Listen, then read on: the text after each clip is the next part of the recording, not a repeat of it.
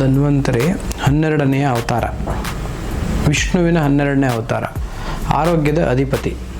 So ಆರೋಗ್ಯ ಬೇಕು ಅಂತಂದರೆ ಆರೋಗ್ಯದ ಅಧಿಪತಿಯಾಗಿರ್ತಕ್ಕಂಥ ಧನ್ವಂತರಿನ ನಾವು ಬೇಡ್ಕೋಬೇಕು, ಜೊತೆಗೆ ಮನೆ ದೇವರನ್ನು ಬೇಡ್ಕೋಬೇಕು.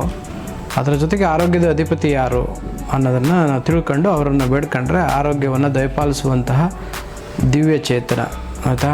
ಹಾಗಾಗಿ ಧನ್ವಂತರಿ ಮುಂದೆ ಇವತ್ತು ನಿಮಗೆ ಒಂದು ಆರೋಗ್ಯ ಸಂಕಲ್ಪ ಮಾಡೋಣ, ಆರೋಗ್ಯ ಸಿಗಲಿ ಅಂತೇಳಿ. ಓಕೆ. ಸಮುದ್ರ ಮಥನ ಆಗ ಮುಂದೆ ಶಿವ ವಿಷ ಕುಡಿದಾಗ ಅಮೃತ ಕಳಶ ಹೊತ್ಕೊಂಬರ್ತಾರೆ, ಅದೇ ಅಮೃತ ಕಳಶ.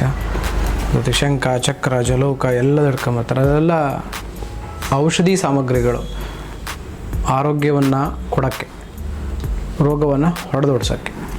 ಸೊ ಅಂತಹ ಒಂದು ಪವಿತ್ರ ದಿನ ಇವತ್ತು ನಿಮಗೆ ಸಂಕಲ್ಪ ಮಾಡ್ತಾಯಿದ್ದೀವಿ. ಹಾಗಾಗಿ ನಾನು ಮಂತ್ರ ಹೇಳ್ತೀನಿ, ನೀವು ಜಸ್ಟ್ ಮನನ ಮಾಡ್ಕೊಳ್ಳಿ. ಪ್ರಥಮವಾಗಿ ಗಣಪತಿಯನ್ನು ನೆನೆಸೋಣ.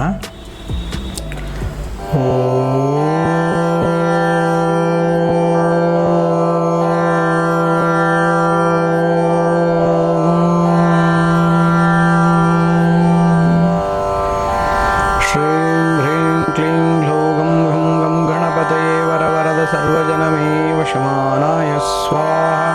ವಕ್ರತುಂಡ ಮಹಾಕಾಯ ಕೋಟಿ ಸೂರ್ಯ ಸಮಪ್ರಭ ನಿರ್ವಿಘ್ನಂ ಕುರು ಮೇ ದೇವ ಸರ್ವಕಾರ್ಯೇಷು ಸರ್ವದಾ. ಓಂ ಏಕದಂತಾಯ ವಿದ್ಮಹೇ ವಕ್ರತುಂಡಾಯ ಧೀಮಹಿ ತನ್ನೋ ದಂತಿ ಪ್ರಚೋದಯಾತ್.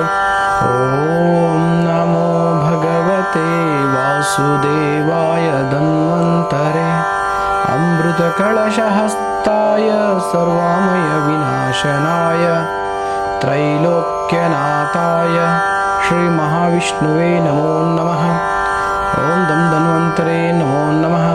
ಓಂ ವಾಸುದೇವಾಯ ತನ್ಮಯಿ ಸುಧಾಹಸ್ತಾಯ ಧೀಮಹಿ ತನ್ನೋ ಧನ್ವಂತರಿ ಪ್ರಚೋದಯಾತ್.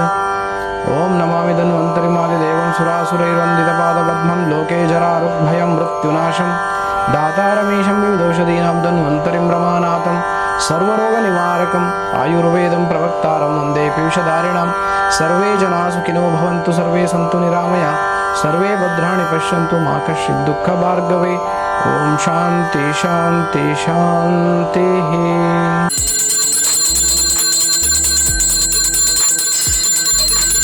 ಓಂ ಬ್ರಹ್ಮದಕ್ಷ ಶ್ವಿರುದ್ರ ಇಂದ್ರ ಭೂಚಂದ್ರ ಅರ್ಕಾನಿಲಾನಲಾಹ ಋಷಯಃ ಸ ಔಷಧಿಘ್ರಾಮಭೂತ ಸಂಗಾತಚ್ಚ ಪಾಂತುತೆ ರಸಾಯನಾಂ ವಿವರ್ಷೀಣಾಂ ದೇವಾನಾಂ ಅಮೃತಂ ಯದಾ ಸುದೇವ ಉತ್ತಮ ನಾಗಾನಾಂ ವೈಸಜ್ಯಂ ಇದಂ ಅಸ್ತುತೆ.